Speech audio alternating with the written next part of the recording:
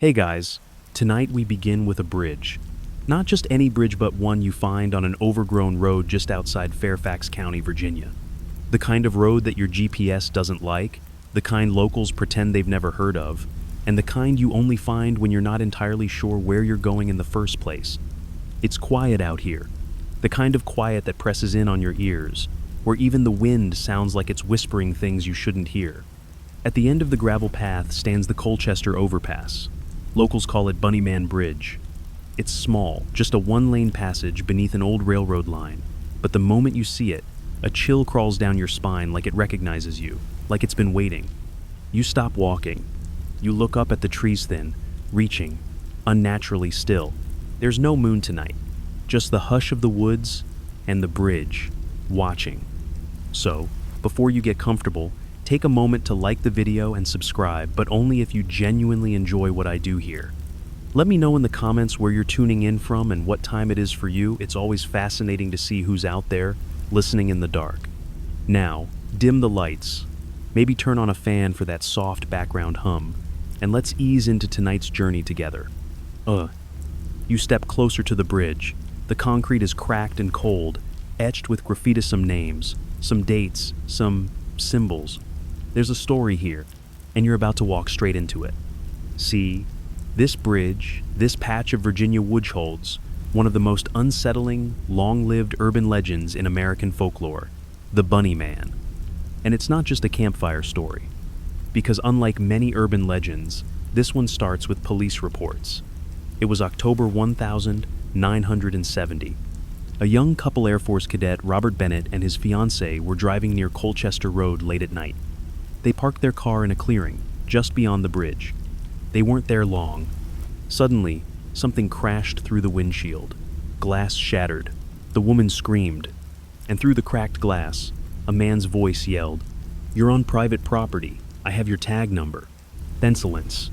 When police arrived, Bennett described the attacker as a man in a white bunny costume, wielding a hatchet.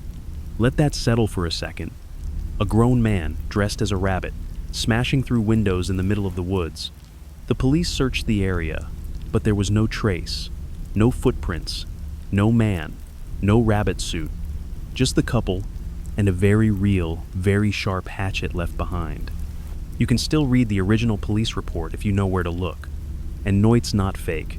It's filed, time-stamped, and disturbingly casual in tone. Just a regular Tuesday night, I guess. 10 days later, another report. A security guard near a construction site spotted a man in what he also described as a bunny suit. This time, the man shouted, "All you people trespass around here. If you don't get out, I'm gonna bust you on the head." He then hurled a hatchet into a support beam and vanished into the woods. This second witness was sober, trained, and visibly shaken. And after that, silence. But only for a while. Because the story didn't end there. It grew.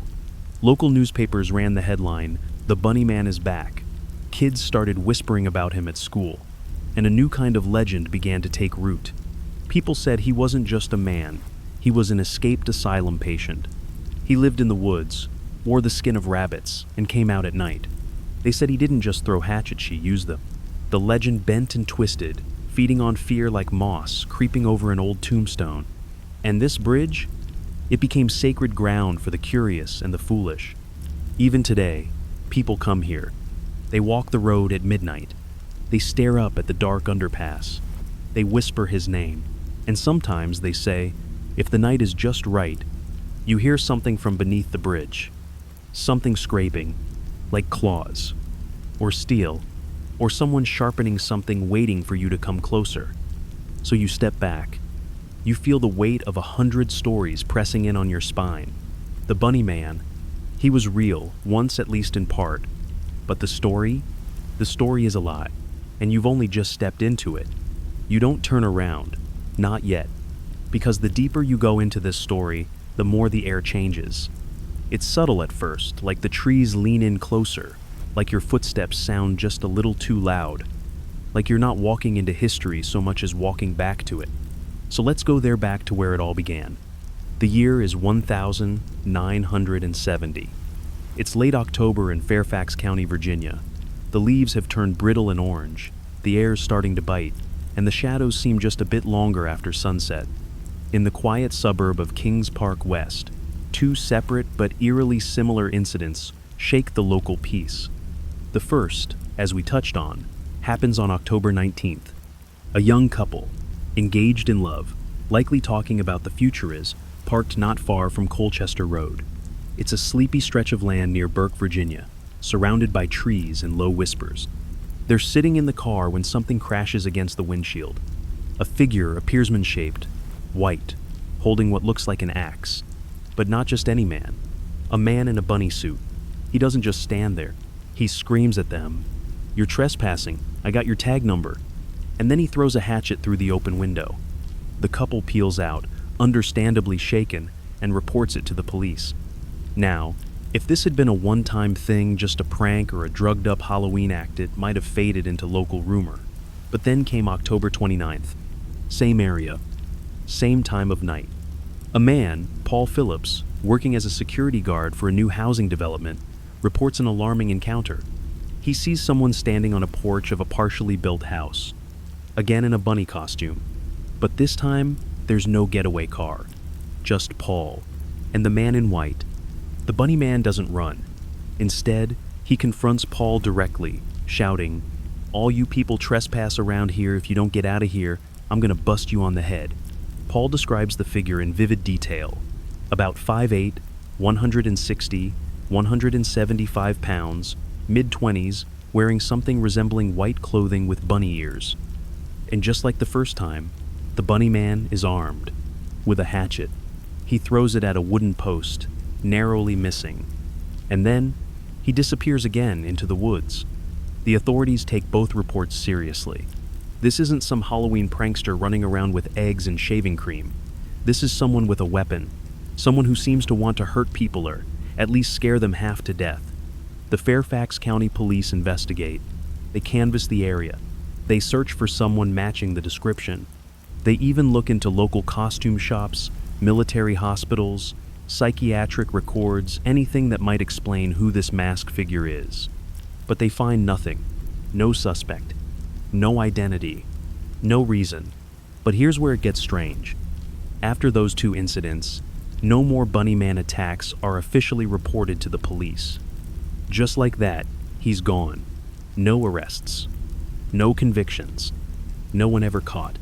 Just two terrified witnesses, two hatchets, and a flurry of newspaper articles with headlines like, "Man in bunny costume sought in Fairfax. Fairfax bunny man still on the loose." Now, most urban legends are born from whispers. But Bunny Man? He starts with documents. Police logs. Witness statements. Newsprint. He's not imagined into existence, he walks into it. And from those two strange nights in October, the legend begins to grow. People start saying it wasn't a man at all. It was something worse. As the 1970s roll forward, the sightings become more myth than reality. Kids talk about a figure in the woods who hates trespassers. Lovers say if you park near the bridge at night, you'll hear scratching on your car roof. Teens whisper that the bunny man doesn't use a hatchet anymore. Now, he uses claws. But the most chilling part? The original reports never explain why the bunny man was there, why he attacked, what he wanted. Just rage. A masked figure with no past, no future, and no name. Only a costume. And a weapon. So now you stand beneath the bridge, knowing the truth. He was real. At least once. Two people saw him, maybe more. And if something that strange can appear once, with a face half hidden in fabric and a weapon raised in a trembling hand, then maybe he never really left. You step just a little farther beneath the arch of the bridge, your hand trailing along the cold stone. A breeze pushes past, gentle but not friendly, and you could swear it carries the faintest sound of dragging, or maybe scratching.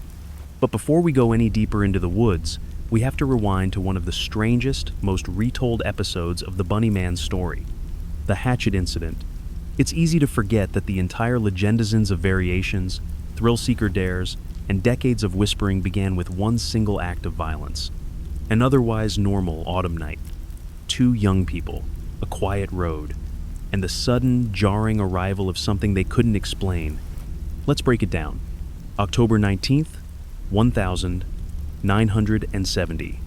Burke, Virginia. Robert Bennett is a cadet at the U.S. Air Force Academy. He's driving through town with his fiancée, planning to visit a family member. It's evening, maybe just past 10 p.m. The world is calm, cloaked in falling leaves and the early hush of suburban sleep. They stop for a moment near the edge of the woods, not far from the overpass now called Bunnyman Bridge. They're talking, maybe arguing, maybe laughing. Then, crack. Glass explodes. Something heavy, hard, and fast smashes through the windshield. A blur of white moves past the passenger side. Both of them scream. The figure is just outside the car now, standing still. He speaks. "You're on private property.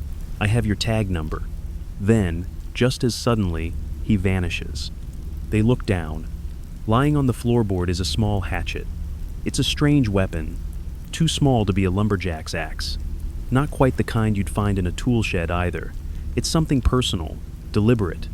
Later, police examine it and confirm it's real. Steel blade, wooden handle, likely custom made. Not a toy, not a prop. The real deal. Robert Bennett gives the police a full statement. He's shaken, but clear. And the strangest part? He swears the man was wearing a bunny costume. Now, to be fair, it wasn't described as a cartoonish rabbit with floppy ears and a fuzzy tail. No, this was more crude. A white suit, possibly homemade. Ears, yes, but stiff, ragged. More disturbing than whimsical. Imagine cloth soaked in sweat, fraying at the edges, with something dark and wet staining the cuffs. Why a bunny? It's a detail that sticks with people. A human-sized figure masked, animalistic, but distinctly wrong. It doesn't scare you like a werewolf or a demon. It scares you differently, because it's pretending, because it wants to be harmless but fails. This incident becomes the spark. Police are baffled, the couple is terrified, and local newspapers catch wind of the story within a week. Headlines crop up. Fairfax couple attacked by man in bunny suit. It sounds fake, doesn't it? Like a Halloween hoax, or something from a bizarre horror comedy script. But the report exists. It's documented. The hatchet is in evidence. And now, the town can't stop talking about him. Whispers multiply, stories twist, and what started as an assault quickly becomes legend. Children begin asking, why was he wearing the suit? What if he wasn't just trying to scare them? What if that couple got lucky? Adults, meanwhile, roll their eyes. It was just a weirdo, they say. But they lock their doors a little earlier now. And when they drive near Colchester Road, they keep their windows rolled upheaven on warm nights. Here's the thing about the hatchet incident. No one ever figures it out.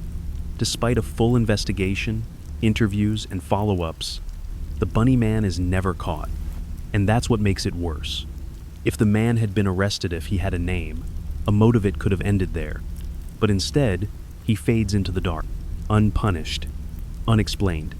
And from that shadow, the other stories start to grow. It becomes a rite of passage. High schoolers dare each other to go to the bridge at night. Local ghost tours begin to whisper about the hatchet man. Some say he only attacks people who say they don't believe. Others claim the original victims only escaped because they never got out of the car. That's the first rule of Bunnyman Bridge. They say, if you stop, don't open the door. If you open the door, don't step outside. And if you step outside, don't look up. Why? Because there's a second version of the hatchet incident, one that doesn't end with a broken windshield. In this version, the man does not just throw the hatchet. He uses it. But that couple, they're never identified. Because in this telling, they were never found. Of course, that's just a story. Probably just a twist told around campfires and through grainy YouTube videos with spooky background music. But the fear is real, because the idea of someone watching masked, waiting, with no clear motive that sticks. And it all began with a single moment of glass, metal, and warning. One swing, one sentence, one mystery. And 50 years later, the bridge still stands. And some say, if you stop your car under IDIF, you roll down the window just enough to let the cold in, you can still hear the wind whisper the same words. You're on private property. I have your tag number.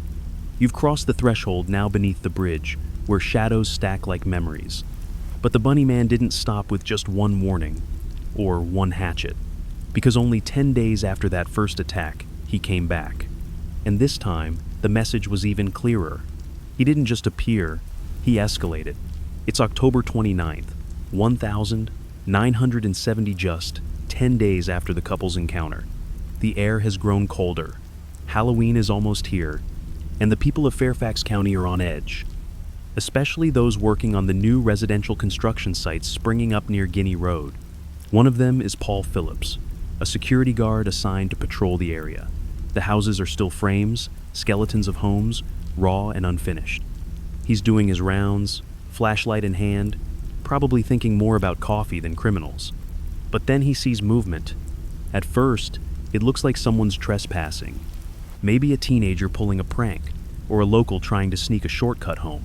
But then the figure turns, and Paul freezes, because the man is wearing a bunny suit, not a mascot suit, not a costume store bunny with a puffy tail. This is different. It's more like a robe white, stained and stiff.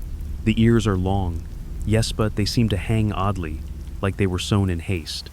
The man is holding something heavy.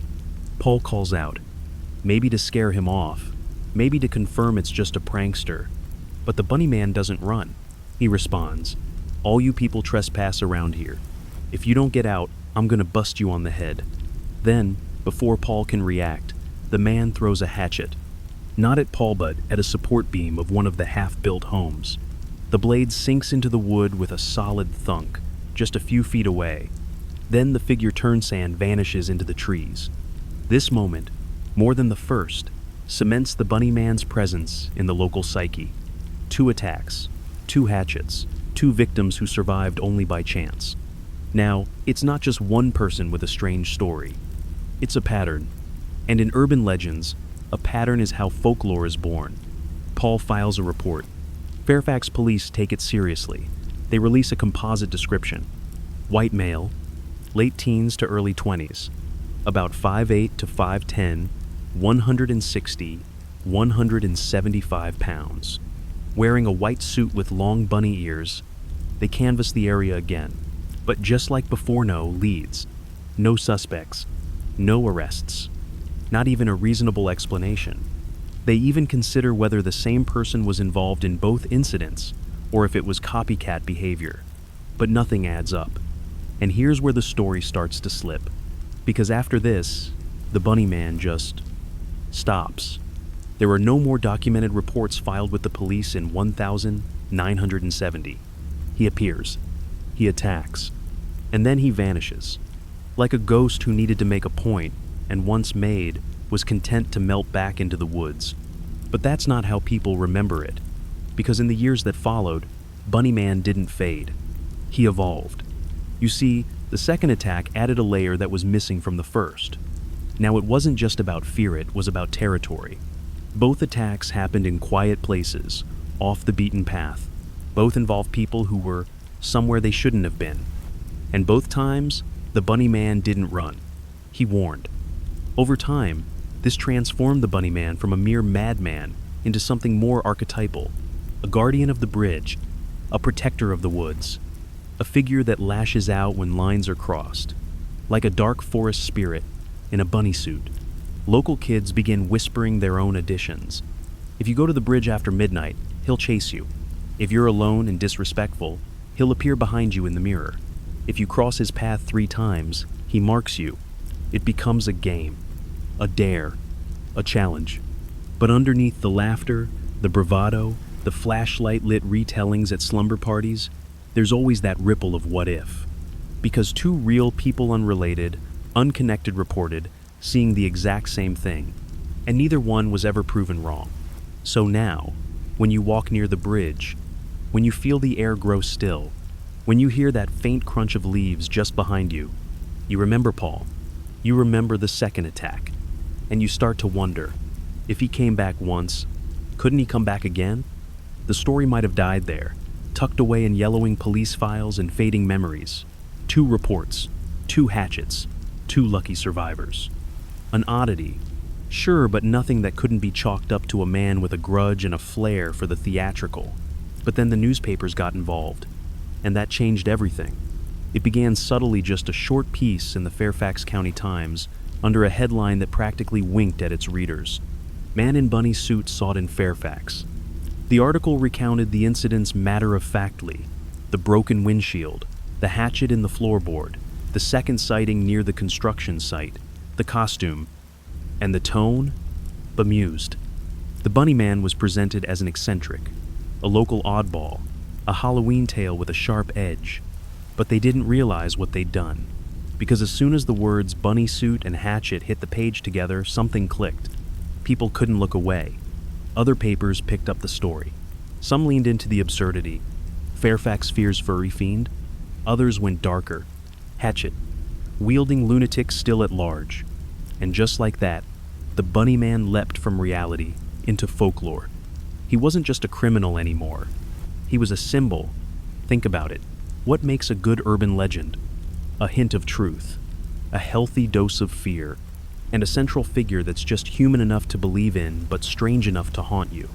The bunny man checked every box. He wasn't supernatural. Not yet. But he was elusive, unidentified, unpredictable, and worst of all, real enough to send shivers down your spine while you laughed it off. The media didn't kill the story. They fed it. From there, the story spread.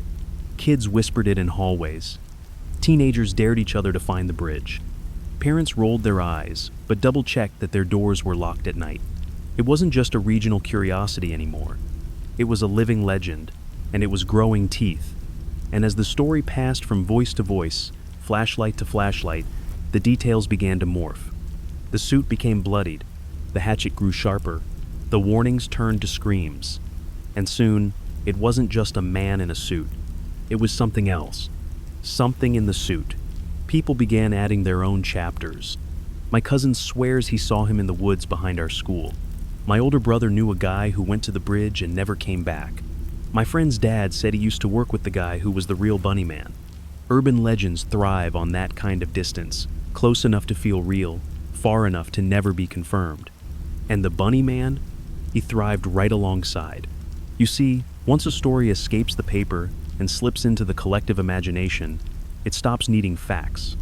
It just needs fear, and the bunny man offered plenty. There's something about the contrast that makes him linger in your mind. A bunny suit soft, silly, childlike. A hatchet sharp, violent, final. The absurd wrapped around the horrific. It's what makes clowns scary, what makes dolls unsettling, what makes the bunny man unforgettable. You want to laugh, but the laughter dies when the wind picks up under the bridge, when the bushes rustle just a little too much, when the woods go quiet. The media thought they were covering a local scare, but they were documenting the birth of a monster. And now, decades later, people still search for that original article, not because it solves the mystery, but because it started it. So you stand here tonight beneath the same bridge, with the same breeze slipping through the cracked sand. You wonder, how many stories have started right here? How many ended? And what happens when the next one begins with you? You don't realize it at first, but you're not alone under the bridge. There's something about the way shadows move here, how they don't always match your steps, how they linger just a second longer than they should. You tell yourself it's just your imagination, but then you remember you're standing in the exact place where the bunny man legend exploded. Not from the news, not from the police, from the mouths of kids. Because once the initial fear wore off, something else took root. The story spread like wildfire through the high schools, the middle schools, even the playgrounds. And every kid who told it added a new twist. At first, it was just a spooky story. A man in a rabbit costume chases people off his land with a hatchet. Creepy? Sure, but nothing that would keep you up at night. So the kids made it scarier. He lives in the woods and eats rabbits raw. He escaped from a nearby asylum and still thinks he's on death row. If you park under Bunnyman Bridge at midnight, you'll hear scratching on your roof. And that's how it began to evolve from crime report to ritual. By the late 1970s and early 1980s, Bunnyman Bridge had become the stuff of local legendary dares. Every Halloween, it became a pilgrimage site. Kids would sneak out in cars, drive deep into the trees, and park under the bridge. They'd wait in silence. Some would honk 3 times. Others would say his name out loud. A few brought video cameras, hoping to catch something. Anything. And nearly all of them swore the same thing. I heard something. Maybe it was scratching. Maybe footsteps. Maybe heavy breathing just outside the car window. The details blurred with each retelling, but the fear was consistent. And fear, especially when passed from one teenager to another, is sticky. It spreads through generations like campfire smoke. By the 1990s, you couldn't grow up in Fairfax County without hearing some version of the Bunnyman story. Local schools stopped allowing field trips near the bridge. Neighborhoods added security patrols around Halloween. Parents started using the Bunnyman as a kind of modern bogeyman. Don't sneak out tonight, you might run into him. And it worked. Because Bunnyman wasn't just a story anymore. He was a warning. But the most interesting thing? The kids never saw him as just a killer. They gave him motives. They crafted origin stories. He wasn't senseless. He had rules. He only appears if you say his name 3 times. You're safe if you don't get out of the car. He only kills around Halloween. He marks you first, before he ever shows his face. These rituals, these strange, whispered rules are how urban legends survive. Because they give you the illusion of control. Do this, and you'll be fine. Avoid that, and he won't come. Stay on the path, and you'll make it out. It makes the story manageable, even if it isn't true. Some local teens took it a step further. They started painting symbols on the bridge. Some drew rabbit silhouettes. Others painted clocks stopped at midnight. A few carved names into the stone, almost like they were claiming they'd survived something. Whether those marks were made before or after the story took hold is impossible to know now. But they're still there. And every new name carved into the bridge becomes part of the legend. Another layer. Another soul that stood where you're standing now and walked away. Or didn't. Even local law enforcement began to feel the weight of the myth. Every October, especially near Halloween, they posted extra patrols near the bridge. They weren't looking for a man in a costume. They were looking for believers. Because believers are the ones who park on the gravel, who bring their friends, who try to film the dark, only to find their cameras glitching and their audio missing. And maybe, just maybe, they bring the Bunnyman back. Because some say he only shows himself to those who truly believe. So when you stand under the bridge, now when you stare up at the graffiti-covered stone and the rusting rails, you're not just looking at a landmark.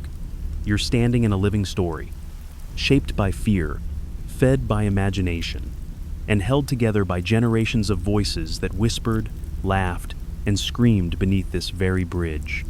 The Bunnyman is no longer just a man with a hatchet. He's an echo, a ritual, a question whispered into the dark woods and maybe, just maybe, answered by something still listening.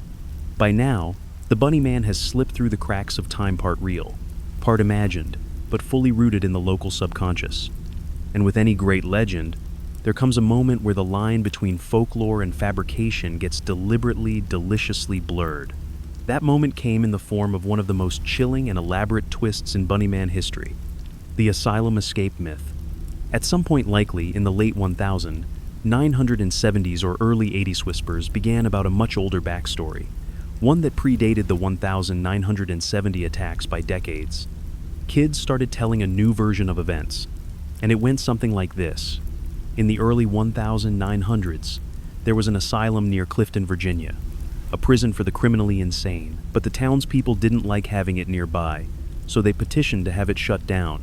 The asylum, as the story goes, was finally decommissioned. Its patients were to be transferred to another facility, but something went wrong. According to the myth, during the transfer, the bus crashed somewhere in the woods near Fairfax Station. Most of the patients were recovered, except one. His name? Douglas Griffin. And Griffin, the legend says, was no ordinary inmate.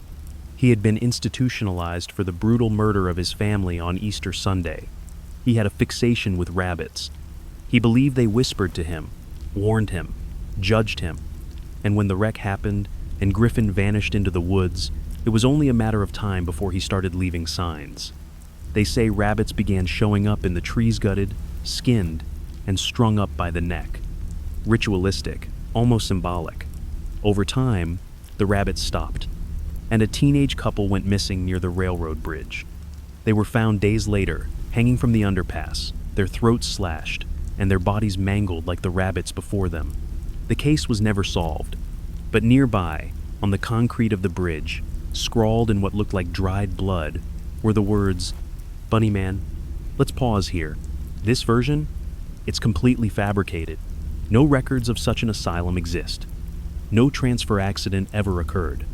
No murder by a Douglas Griffin can be traced to the area or time period. Local historians and police have confirmed it again and again. This story is fiction. And yet, it won't go away. Why? Because it's perfectly designed folklore. It provides the missing piece, the why behind the madness, the origin that justifies the terror, the tragic backstory that turns a man into a monster. It's the same formula you see in ghost stories, campfire legends, even horror films.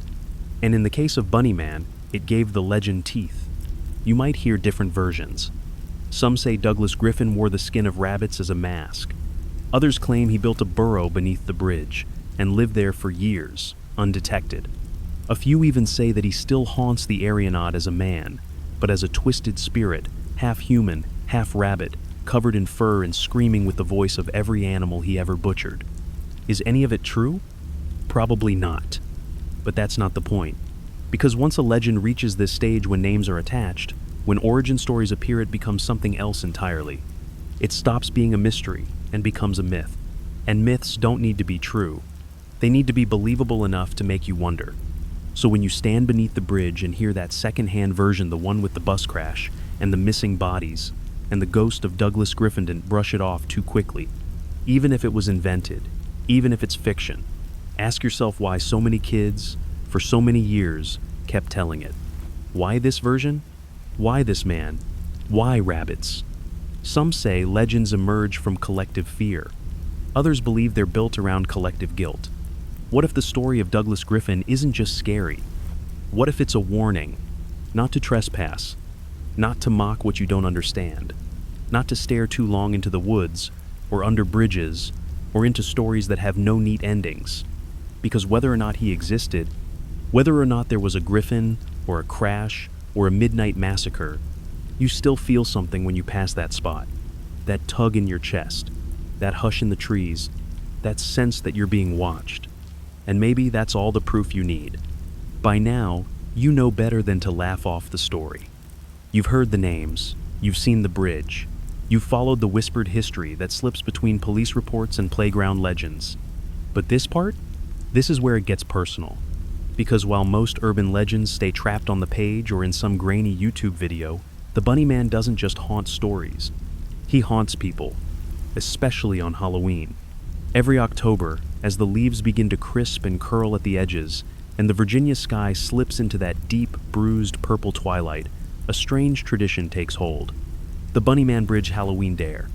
If you're a teenager growing up near Clifton, there's a good chance you've heard the rules. Go to the bridge at night, park beneath the tracks, turn off the engine, wait until midnight, say his name 3 times, and then you wait. Some claim it's nothing, just wind and silence and maybe the distant rumble of a train you can't quite see. But other Southers swear the legend stirs on Halloween. They hear scratching on the roof of their car. They see shapes in the woodstall, still, watching. They find tiny footprints in the dust on their windshield the next morning. And some don't come back at all. Now, that last part, almost certainly an exaggeration. But the real history of Halloween at Bunny Man Bridge is undeniably eerie. Local authorities have confirmed they receive dozens of calls every year, reports of trespassing, vandalism, ghost hunters, thrill seekers, and the occasional panicked teen who swears they saw someone standing on the tracks. Some just want the rush. Some come looking for proof. And just a few are looking for answers. One of the strangest incidents occurred on October 31st, 2001. A group of high schoolers drove out to the bridge, planning to film themselves performing the dare for a school project. They followed the rules, said the name, waited, and they did get footage. But the audio cut out halfway through the clip, leaving only the image of the group in the car. Laughing, joking, Then all at once, they go quiet. One of them looks to the right, another points at the windshield, and then the camera jolts violently like someone bumped it from outside. No one was hurt, but the footage ends with a frame of the gravel road. Empty. No one ever figured out what hit the car. Urban legends like this feed off repetition. The more people perform the ritual, the more real it becomes in their mindsand, maybe, in some way, in the world. Every Halloween, Bunny Man isn't just remembered, he's invited, and maybe that's why he keeps showing up. The bridge itself has become a kind of stage, a place where fear is rehearsed, where generations of kids gather in the dark, daring the past to touch them. Some go for laughs, others go for the thrill, but all of them leave with a story. Even if it's just, we went, nothing happened, but it's always the but that sticks in your throat. There's something poetic about it, in a twisted way. The very figure that once terrified people into locking their doors has become a challenge, a test of bravery, or maybe just foolishness. But underneath all the posturing, beneath the laughter, the camera lights, the whispered retellings, there's always one moment. A moment where the engine is off. The forest is still, the darkness presses in, and you hear it. Just once. That soft, rhythmic sound. Scratch, scratch, scratch. And you remember the old rules. If you go to Bunnyman Bridge on Halloween, never stay past midnight. Never leave your windows rolled down. And whatever you do, don't speak his name. So now, as you look at your clock and realize the hour is growing late, maybe you're wondering what you would do. Would you go? Would you wait? Would you say his name? Or would you sit still, heart racing, and hope that tonight he's already found someone else? Let's slow things down. You've walked through the official reports, the whispered legends, the Halloween dares, but there's another side to the Bunnyman tale. One that's not carved into stone or stained into the bridge's walls. This one lives in libraries, in archives, in the quiet obsession of one librarian who decided to chase the truth and ended up uncovering something even stranger than the legend itself. Her name is Patricia Johnson, and in the late 1990s, she worked for the Fairfax County Public Library. She wasn't a paranormal investigator, not a ghost hunter, just someone who got tired of hearing teens ask about a story she couldn't verify. So she did what librarians do best. She started digging. She searched through newspaper microfilm, court records, land deeds, police bulletins. She tracked every whisper of Bunnyman she could find, looking not for proof of the supernatural, but for proof that the story existed before the 1,970 incidents. The asylum escape myth, the bus crash, the gruesome murder in the 1800s. She chased them all, and what she found was silence. No records of an asylum near Clifton. No bus accident matching the details. No Douglas Griffin with a violent history. None of the classic urban legend beats checked out. Instead, what she found were only two things. The original police reports from 1970. A trail of folklore that began to snowball after those reports were filed. Which means the Bunnyman didn't come from old horror stories. He came from something real and then transformed into myth. That's what makes this legend so unique. It didn't evolve from a centuries-old fear like vampires or werewolves. It was created in real time, then absorbed into our cultural bloodstream. Patricia Johnson published her findings. Not in a book, not on a TV special, but as a quiet report on the Fairfax County Public Library website. You can still find it. A calm, well-researched, methodical timeline of how two strange incidents turned into one of Virginia's most enduring legends. No embellishment, no fear-mongering, just facts. And somehow, that makes it even creepier.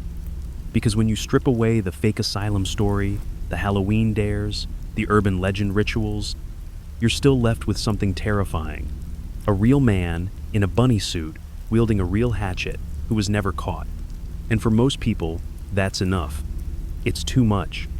Because at least with ghosts or demons, there are rules. Salt circles, holy water, magic words. But with a man in a rabbit costume, there's nothing you can do but hope you're not next. And here's the twist. Patricia's research didn't kill the legend. It made it stronger. People loved the idea that the truth was buried beneath all the horror, that someone had peeled back the story's skin and found actual bone underneath. The truth became scarier than the myth. People started to ask new questions. What if the guy in 1970 wasn't the start, just the first to be seen?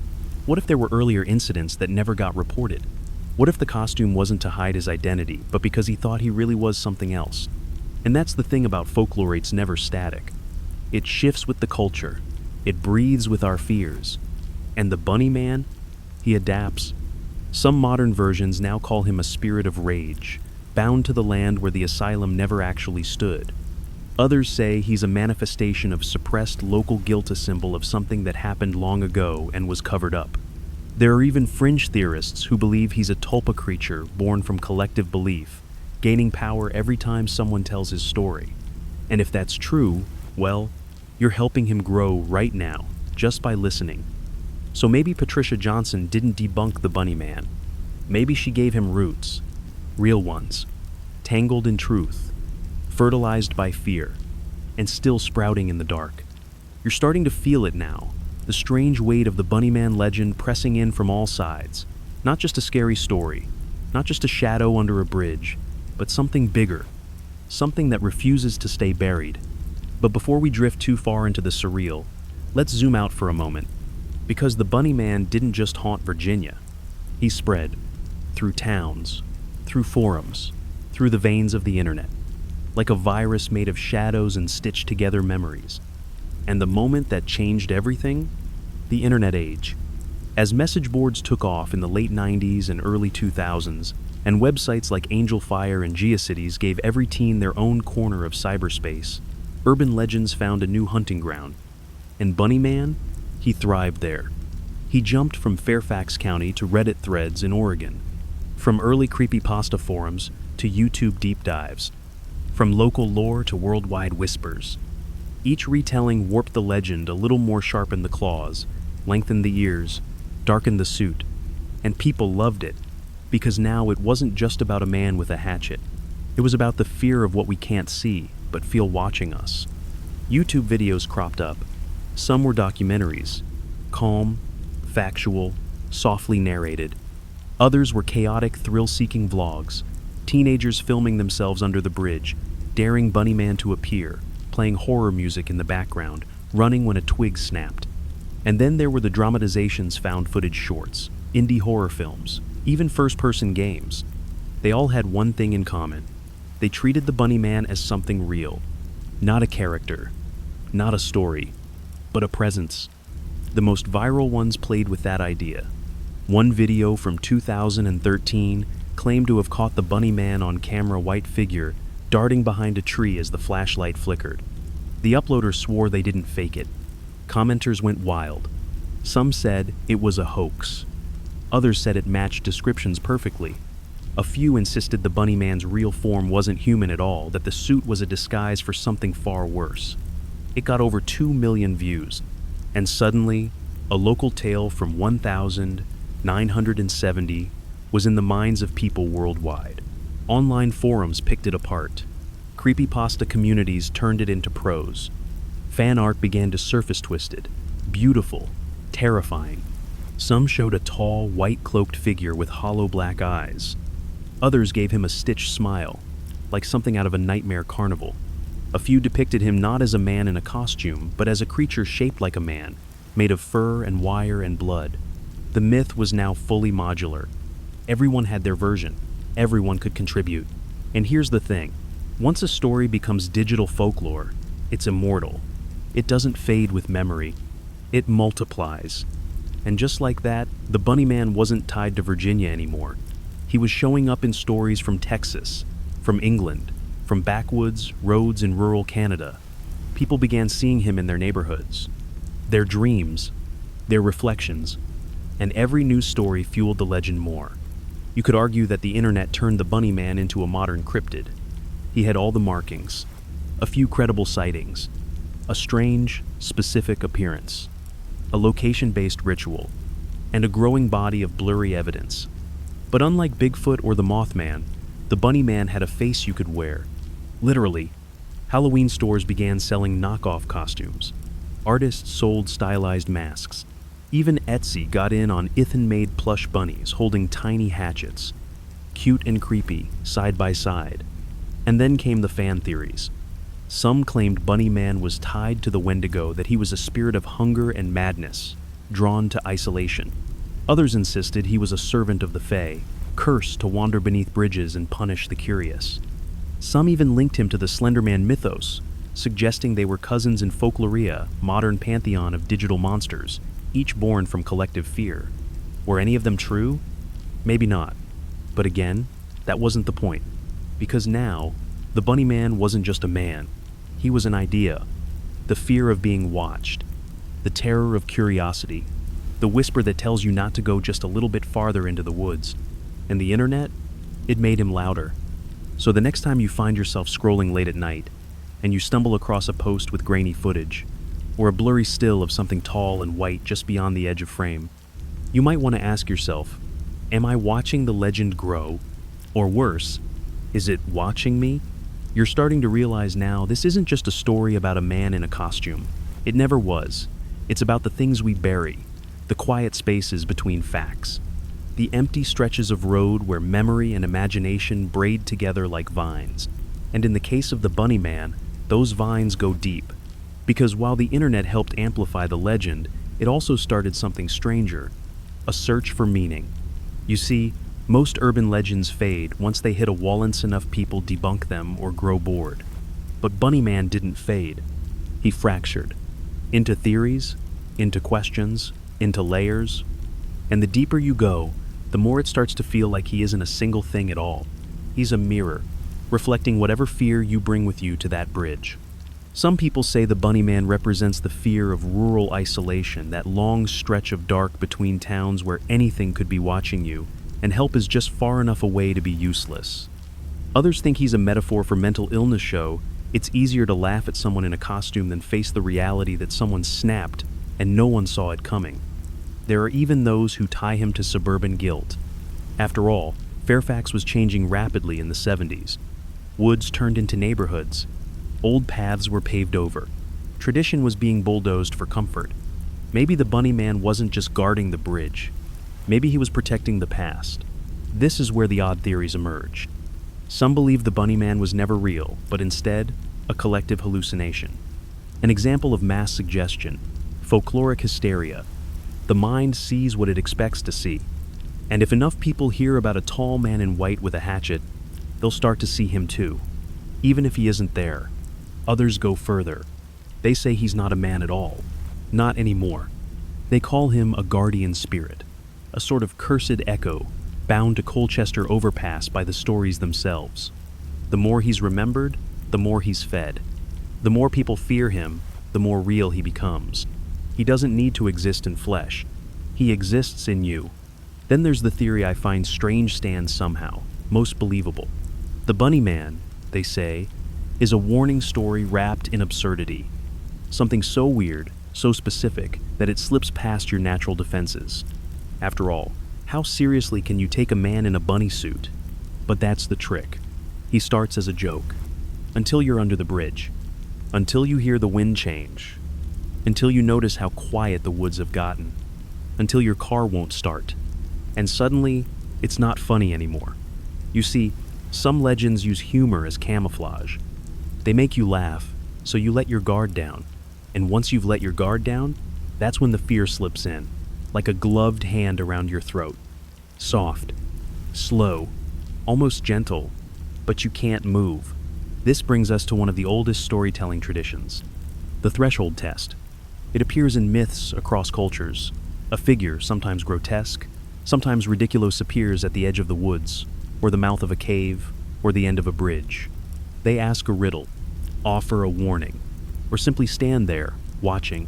You can laugh, you can run, or you can go forward. But once you cross the threshold, you don't come back the same. The Bunny Man fits this pattern perfectly.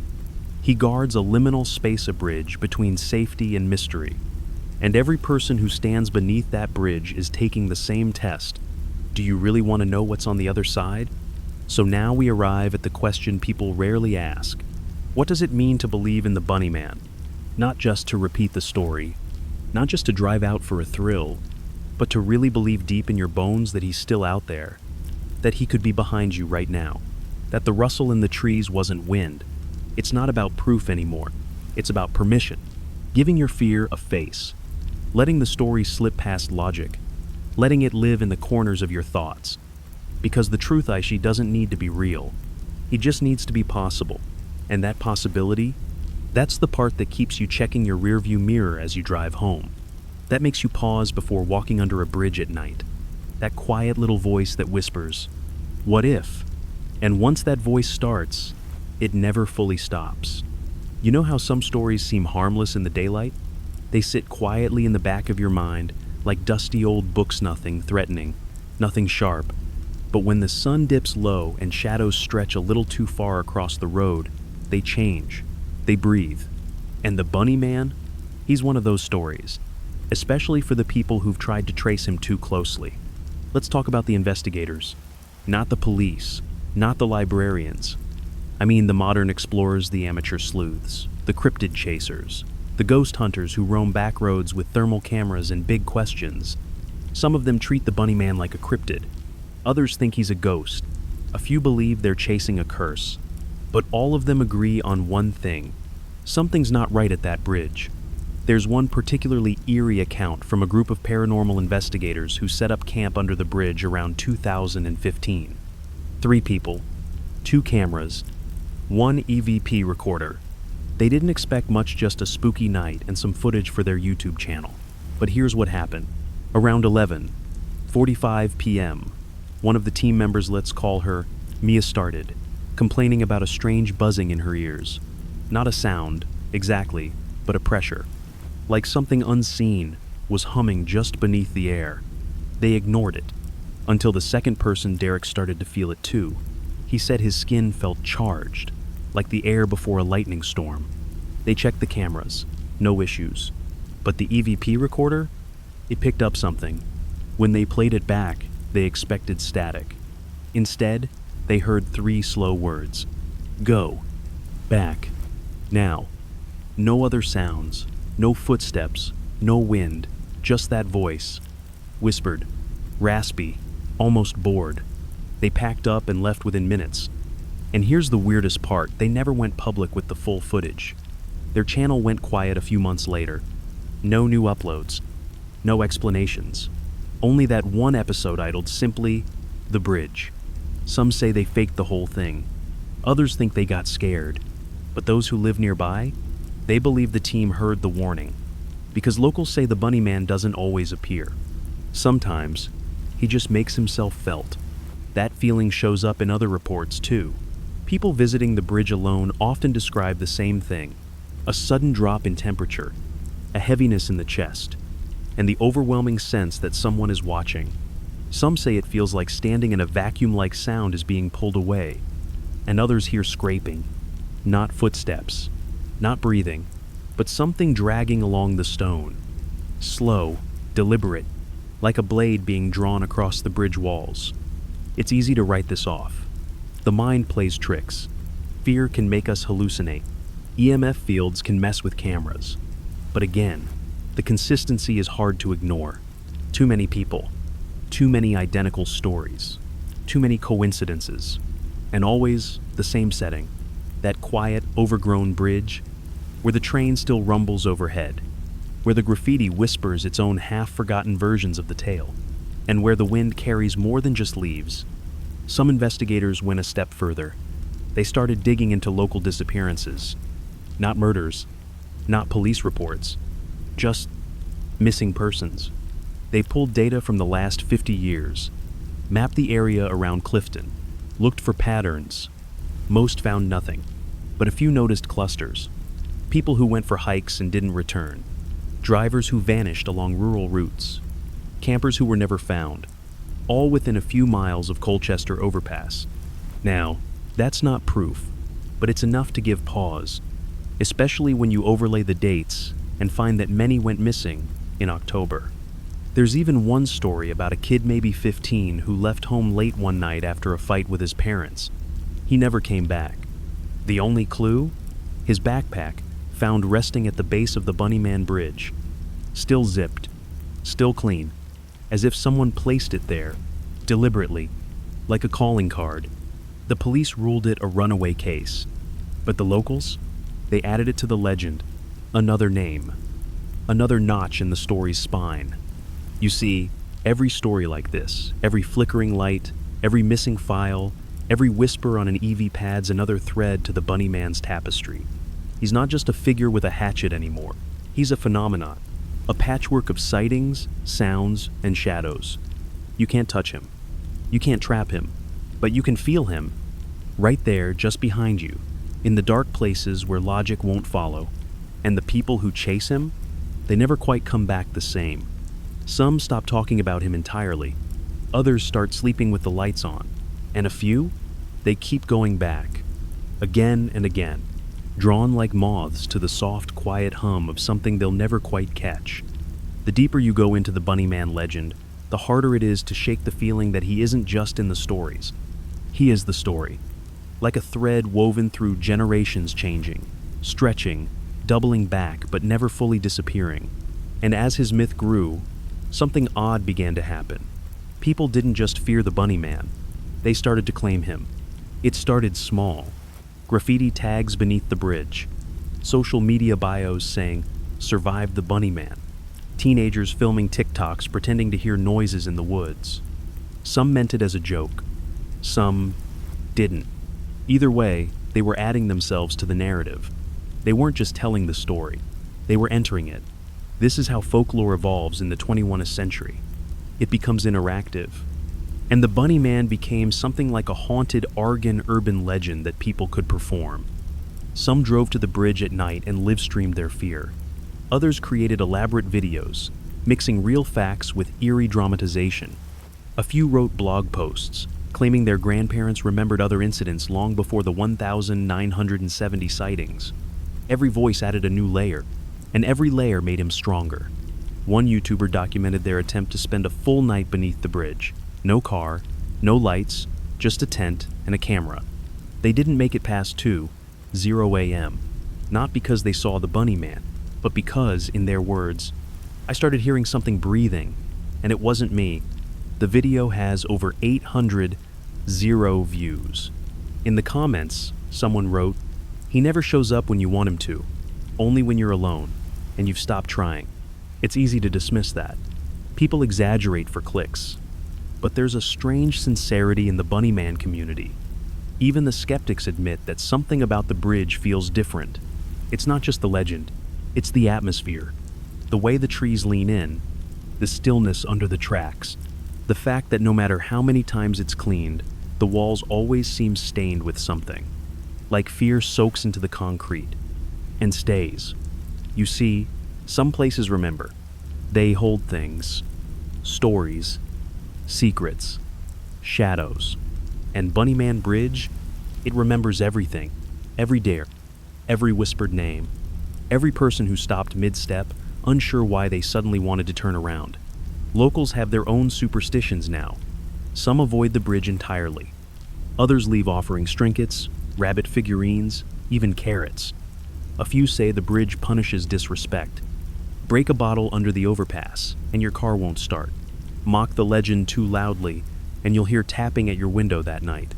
Of course, there's no proof, but the stories are persistent, and persistent stories are usually the ones you should listen to. Even local tour guides walk a fine line. They'll share the tale with a smile, crack jokes about the bunny suit, wave flashlights at the trees and call it a night. But when the tour ends and everyone's getting back on the bus, they check the woods one more time, just to be sure. The legend is so deeply rooted now that it's changing how people remember the town. Ask someone from Clifton what they're known for. They won't say the railroads, or the Civil War history, or the old general store. They'll say, "We've got the Bunnyman." Some say it with pride.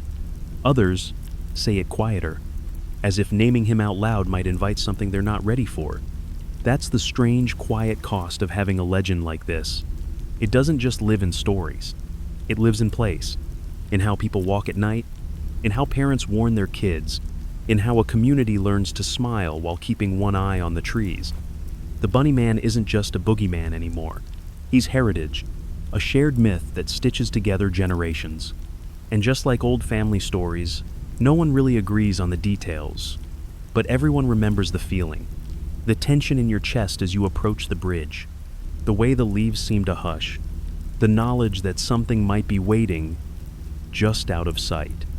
And once you've felt that, the bunny man's already in your story. So you see, the question isn't whether or not he's real. It's whether or not you've let him in. And if you're still listening this far into the tale, well, you probably have. You ever notice how some stories feel like they've always been around?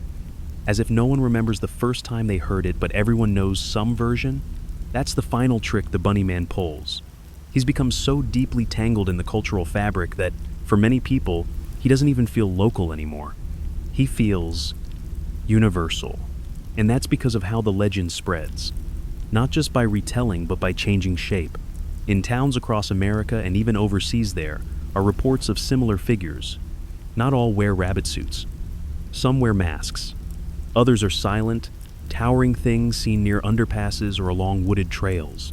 But they share key traits: a fixation with a specific location, a tendency to appear to the young or the daring, a blend of humor and horror, just absurd enough to dismiss until it's too late. These legends feel familiar, don't they? Like echoes. Or maybe descendants. There's a tale in southern Ohio about a man who stalks bridges wearing a cracked deer skull. In parts of Australia, teens whisper about the pig man who lingers in the cane fields, whistling lullabies. Even in parts of Scandinavia, there's an old folktale about a white walker of the tracks, a tall, pale figure with coal-black eyes and an animal's jaw. Different names, different masks, but the same structure. And in each one, there's that moment when someone laughs off the story, and then vanishes. Folklorists have a term for this: migratory legend. It's the kind of story that doesn't stay in one place. It packs itself into backpacks and textbooks and social media posts. It walks with you to new towns, new countries, hitching a ride in your imagination. And because it's made of fear and familiarity, it's easy for it to take root. All it needs is a bridge, a dare, a laugh that doesn't quite reach the eyes. And boom, the bunny manor, something like Hymus born again. Some theorists think it's psychological, that figures like Bunny Man emerge from shared anxieties about strangers, about the wilderness, about places where the rules don't apply. Others say it's a kind of cultural virus, a meme of terror, changing masks, changing names, but always chasing the same outcome: a quiet place made unsafe, a story that keeps you up, a dare you're not sure you'd take, a shadow that shouldn't move but does. What makes Bunny Man so sticky, so viral, really is the contrast. It's the fact that it's a bunny costume, cute, harmless, even silly, which makes the violence and fear so jarring. It breaks your expectations. And in that gap between "this is dumb" and "wait, what was that sound?" the legend lives. Some modern storytellers have leaned into this hard. There are graphic novels now, short films, even experimental horror games set beneath rusting train bridges where something in a rabbit mask waits in the dark. Each version tweaks the lore. Sometimes the bunny man speaks. Sometimes he has glowing red eyes. Sometimes he's not wearing a suit at all. Sometimes the suit is his skin. The more the legend mutates, the more audiences want it to, because unpredictability is part of the fun. But deep down beneath the fandom, the memes, the dramatizations, there's still something very old here. Something primal. It's the same reason we're afraid of scarecrows, of mannequins, of masks. We're afraid of things that look almost human, but aren't quite right. The Bunny Man legend taps directly into that. He's too still, too silent, too close to being a joke but not funny anymore. And once your brain slips into that uncanny valley, there's no going back. So now we circle back to you. Why are you still here? Still listening?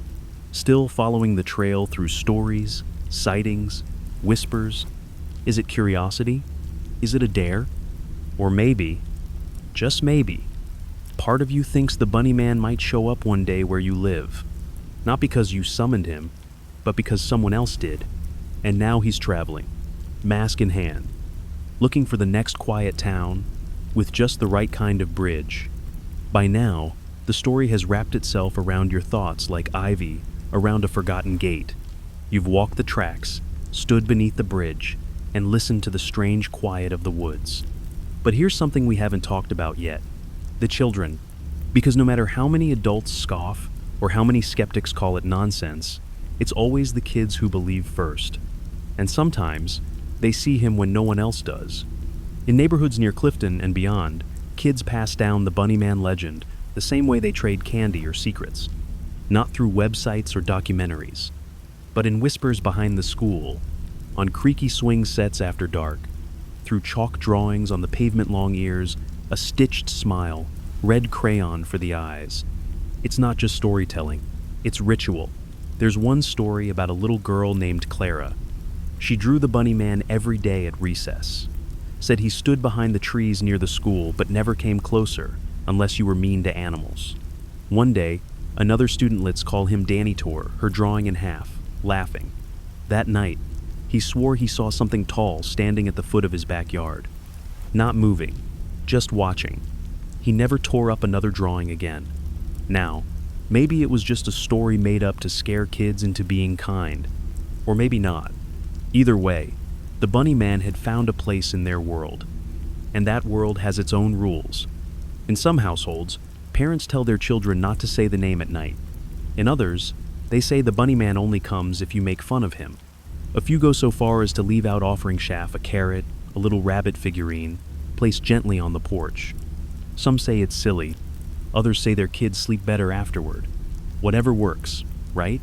The idea of Bunnyman as a child's story might sound strange. But think about it.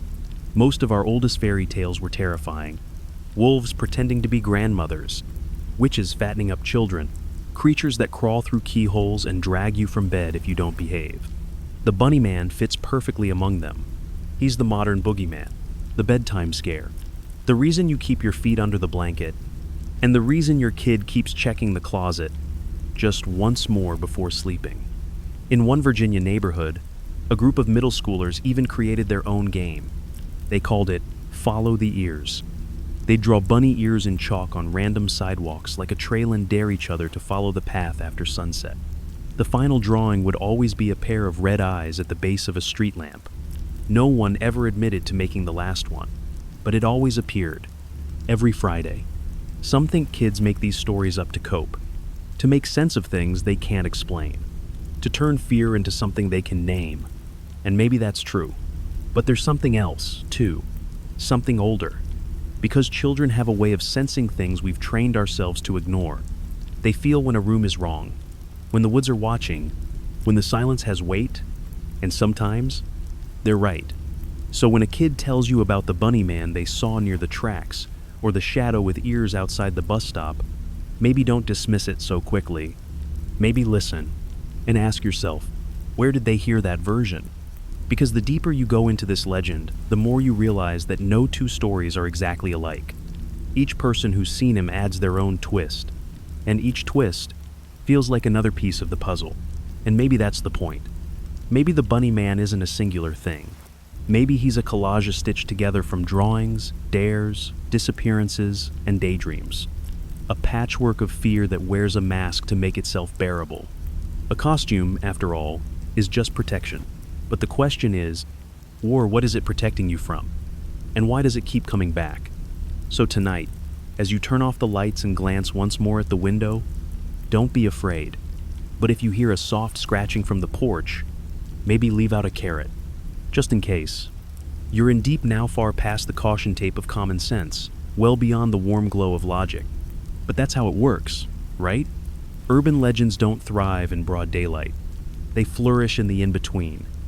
And no story exemplifies that better than what happened on Colchester Road, one foggy night in 1999. This isn't a story about kids.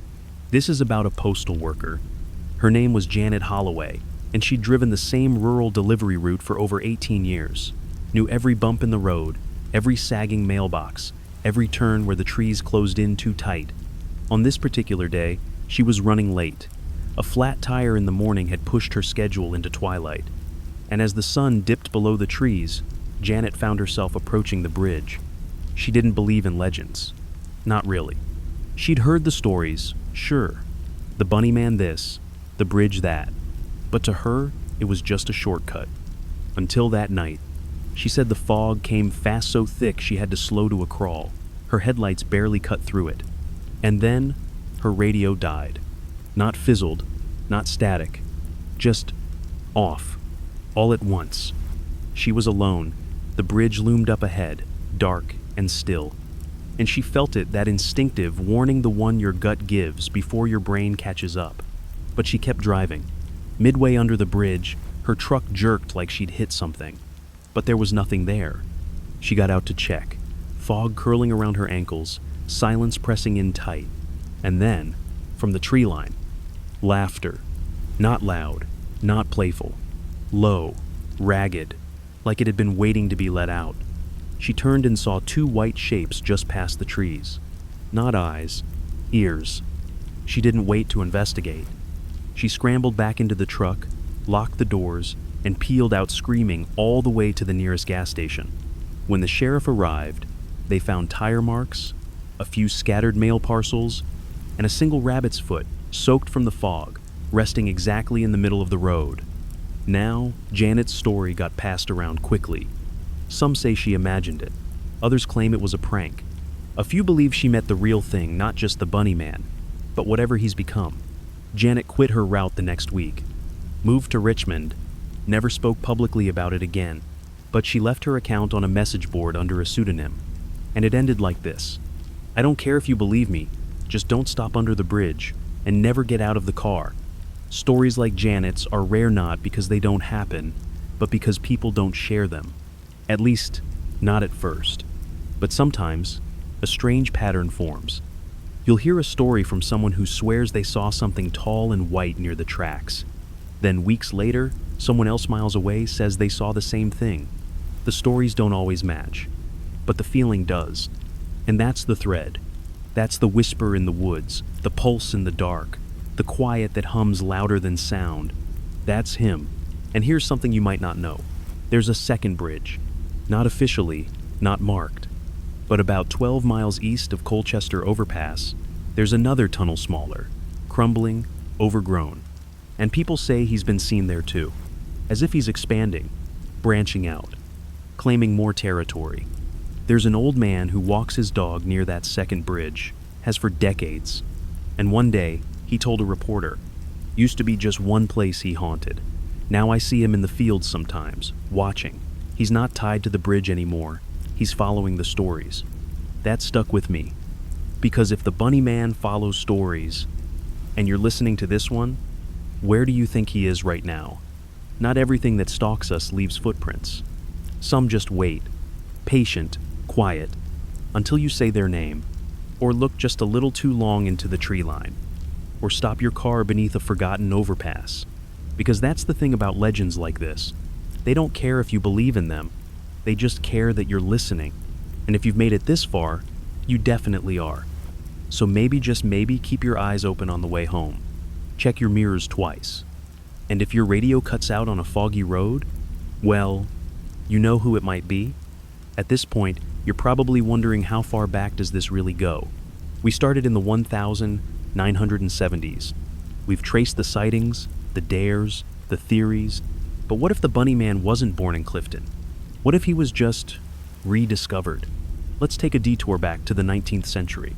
Because buried in Virginia's murky past, there's a lesser-known tale. One that doesn't mention a rabbit costume, or an overpass, or a hatchet, but it feels eerily familiar. In 1878, local newspapers in Northern Virginia printed a series of articles about a strange man living in the woods outside of town. They called him the Hermit of Deep Creek.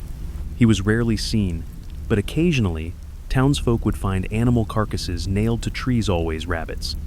Sometimes arranged in patterns. Other times, left outside homes without explanation. No one ever caught him, but people whispered. They said he wore rags and never spoke, that he mimicked voices, that he carved strange marks into the bark of birch trees. And then, after a particularly brutal winter, the sightings stopped. Nothing was ever found. No body, no home, just silence. It could be coincidence, of course, Every region has its strange old tales, but what makes this one stand out is what came next. In 1904, nearly 30 years later, another article appeared in a different paper. This one described a traveling preacher who, passing through the area, claimed to have seen a tall, pale man with long ears and a blood-stained face. He believed it was a demon in disguise, warned the locals not to go into the woods after sunset, said it would test the hearts of the cruel. Sound familiar?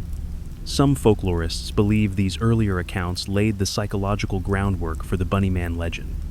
That even before the 1,970 reports, the seeds were planted.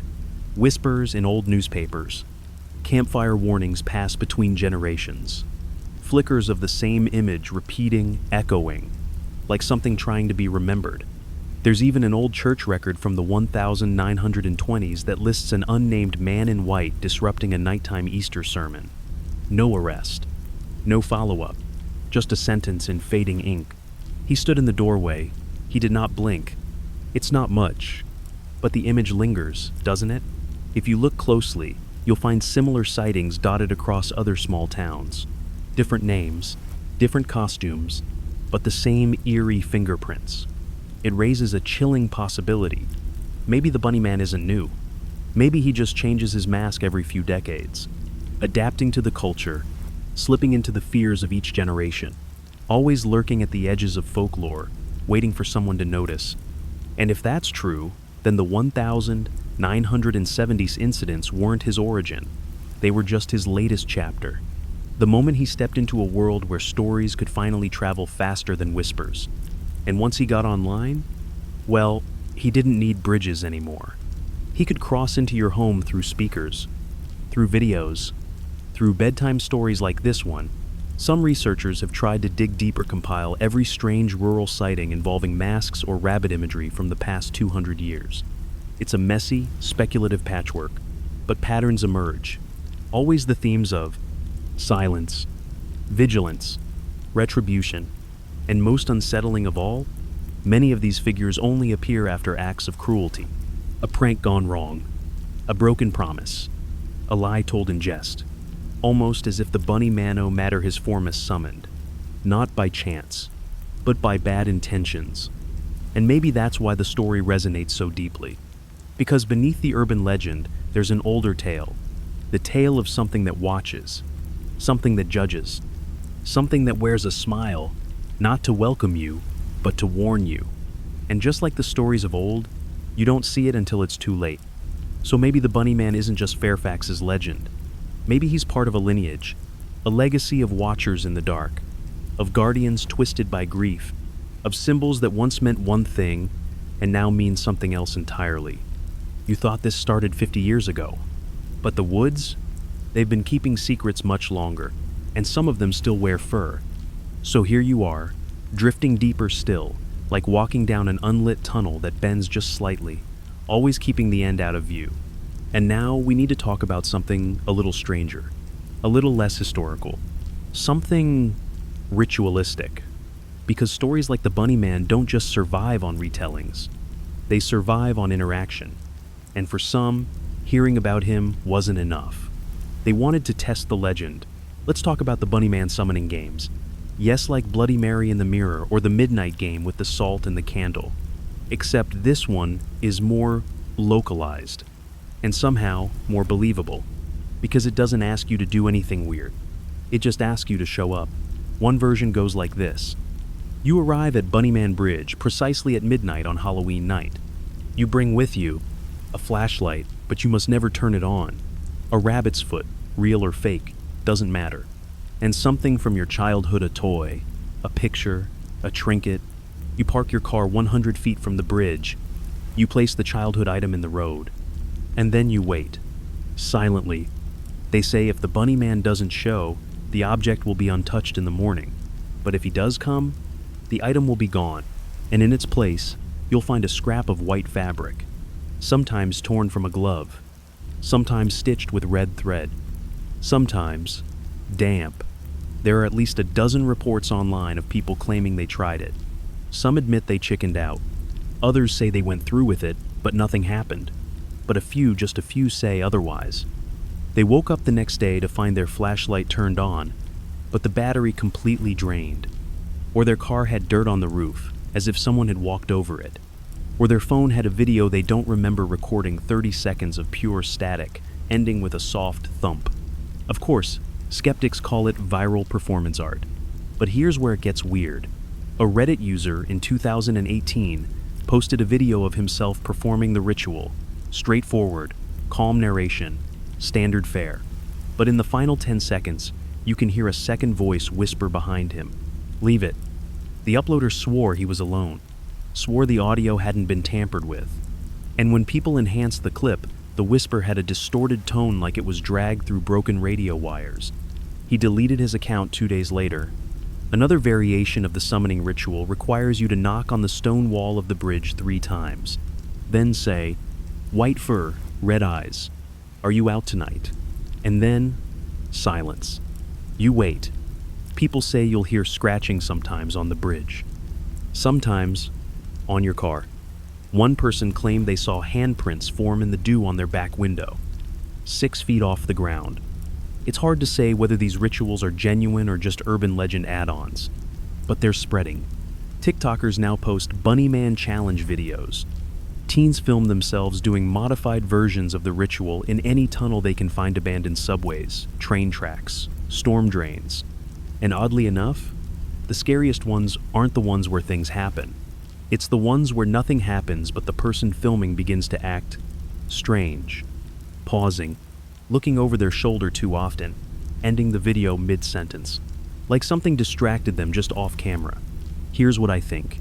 Whether or not the Bunny Man responds to rituals, they're still significant, because rituals focus fear. They turn story into action, belief into behavior, and that's where legends start to blur into something more. Not quite ghost, not quite man, something in between. A being that doesn't need a physical body, just attention. And the more we give him, the more room he has to grow. People ask why these legends never die. The answer? We keep feeding them. Every TikTok, every whispered dare, every child who draws a rabbit with a butcher knife and doesn't know why. That's fuel. That's invitation. So, if you ever find yourself beneath the Colchester overpass, or any bridge really, and the air feels a little heavier than it should, and your flashlight flickers even though the batteries are fresh, and you feel that itch on the back of your neck, the one that says you're not alone, maybe you're not. Maybe you followed the ritual without even knowing it. And maybe, just maybe, he noticed. You know what's funny? For all the stories about sightings and dares, for all the blurry photos and creepy encounters, the Bunny Man never really says a word. He doesn't speak, doesn't explain, doesn't monologue. He just appears, and then vanishes. But in that silence, something fascinating happens. People begin to project. They give him a voice, a motive, a purpose. And the most persistent theory? That the Bunny Man isn't just haunting a bridge. He's protecting something. This theory paints the Bunny Man not as a villain but a guardian. A strange, unnerving figure whose job isn't to harm, but to warn, to keep people away from something worse. What that something is depends on who you ask. Some say it's a burial ground beneath the bridge. Others whisper about tunnels that stretch far beyond the overpass sealed off decades ago, but still pulsing with something unnatural. There are even those who think the Bunny Man guards an entrance. Not to a building, not to a cave, but to a different kind of space. One where the rules break down, where people vanish, where sound doesn't echo the way it should. A thin place, as some call it. A spot where the veil between reality and something else is fragile. One popular local legend tells of a teenager in the 1980s who explored the woods near the bridge with his dog. He found a hole narrow, lined with old bricks, maybe part of a collapsed structure. He climbed in. Only the dog came back. It stood outside the boy's house for 3 nights, whining. Then it disappeared too. The hole was never found again. Just moss and leaves where it had been. Could be coincidence. Could be made up. But stories like this, strange disappearances, places that change when you turn your back, they keep showing up around Bunny Man Bridge. And always, The figure watching, never interfering, just standing there, as if to say, "You shouldn't be here." There's a chilling idea that ties into this guardian theory. What if the bunny man isn't a man at all? What if he's a constructa shape assembled by fear to keep us away from whatever lies beyond? Like a scarecrow for the supernatural. Not a creature, not a ghost, but a barrier. Unsettling enough to drive you back, weird enough to seem made up, safe enough to be ignored, until it's too late. A few people have leaned hard into this theory. Paranormal bloggers and YouTube channels claiming they've mapped the energy lines around Colchester. That the bridge sits at a convergence pointin' energetic fault line, if you will. Some call it a ley line. Others think it's something olderin, ancient corridor of movement used by things that aren't exactly human. And the bunny man? Just the watchdog, waiting quietly, keeping curious people from knocking on a door that should never be opened. Now, is any of that provable? Of course not. But legends aren't about proof. They're about patterns. And the more you look, the more you'll see the bunny man is always near. Places where electronics fail. Spots where GPS maps spiral into loops. Bridges where shadows fall the wrong way. The stories line up, even when the names don't. He's never far from a place that shouldn't be touched. And you might be thinking, if he's a guardian, why the hatchet? Why the bunny suit? Well, think about it. Would you be more afraid of a ghost in robes? Or a man in a stained rabbit costume, just staring? There's something about the absurdity that amplifies the fear. You want to laugh, but your body doesn't, because some part of you understands. This is camouflage. It's not meant to fool your eyes. It's meant to confuse your instinct, to make you hesitate. And hesitation, that's all he needs. So the next time someone scoffs at the bunny man, calls him a joke, or a Halloween decoration, or internet nonsense, remember this. Even a mask can be a warning sign. And sometimes, the scariest thing in the woods isn't the monster. It's the thing trying to keep you from meeting it. Let's take a breath. Not a big one, just enough to feel the room around you again. Because where we're going next isn't darker, it's weirder. You see, not every version of the bunny man is scary in the same way. Some aren't about hatchets, or bridges, or midnight whispers. Some are about dreams. There's a thread that occasionally shows up in message boards and paranormal forums. Different users, different locations, different years. But the core idea? I dreamed about him before I ever knew the legend. It goes something like this. They're in a forest. Not a nightmare. Really just a quiet dream. Foggy, pale trees. And in the distance, something white is watching. Always watching. It never moves. Never chases. But it's there too, tall, too still, ears pointed upward. Some see a stitched face. Others say it's featureless, a blank mask. And in every post, the dream ends the same way. They wake up gasping, with the distinct feeling they've just escaped something they weren't supposed to see. One user, in 2013, claimed he had recurring dreams of a man in a rabbit mask crouching under a train bridge. He was from Idaho. Said he never heard of the bunny man until his girlfriend showed him a documentary. He turned pale, told her, "That's the thing from my dream." He couldn't explain it, and he never posted again. Some psychologists chalk it up to shared imagery. We all see rabbits. We all know forests. Maybe we're just borrowing the same mental symbols. But the details match too closely sometimes. The bridge, the fog, the way the figure doesn't move but feels like it will. And that detail, that feeling, it's hard to fake. Another theory is that the bunny man exists not in the physical world, but in conceptual space, like an idea that infects dreams, fears. Story is spreading not through touch or sound, but through knowing. Once you hear the story, he can visit. Not physically, but mentally. It's like opening a door in the back of your thoughts. A door you didn't realize was there until it's already cracked open. Now let's get even stranger. In 2006, a man in Connecticut published a short blog post titled, "I Saw Him Before I Was Born." He described a recurring dream he had as a child, of a tall, silent man in a dirty white suit standing in a train tunnel. He said the dream started at age 6. But what's chilling? He included a drawing he made at age 10. a stick figure with long ears, standing beneath the arch of a stone bridge. And behind it, a dark spiral, scribbled in black crayon. When asked what it was, the boy said, "That's where he lives." Is it a coincidence? A kid's imagination? Sure. But then why have other people who never met him drawn the same spiral? The same figure? The same quiet bridge?